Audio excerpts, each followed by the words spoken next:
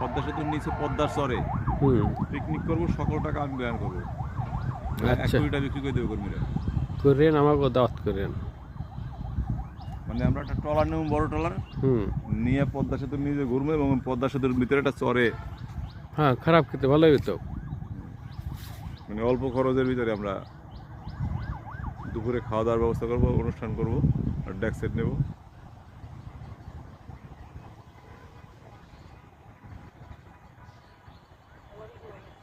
আপনার দাবি করছে যে বিক্রি করতে পারলে ভাই সব খরচ আমি বহন করবো। ঠিক আছে, আমি সব বহন করবো।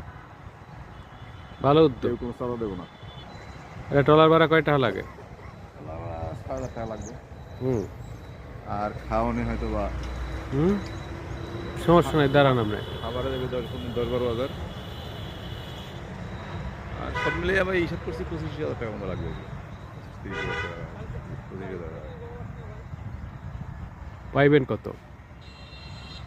ভাই 30,000 টাকা যদি লাগে, 70 লাখ বিক্রি করতে পারলে পাবো হইলাম এসি। আর 30 লাখ টাকা যদি বিক্রি করি, 43 ইঞ্চি টেলিভিশন হবে। 43 ইঞ্চি টেলিভিশনে টাকা দিয়ে দিলেই তো আমার খাওয়ানোই দেবে। অবশ্য দিবে। ওরা করে যদি ওরা নেয়, সমস্যা কি?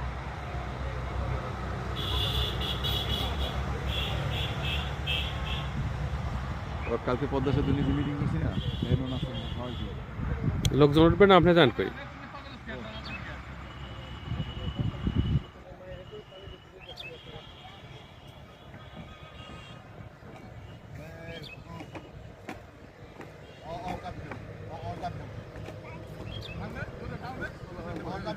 হুম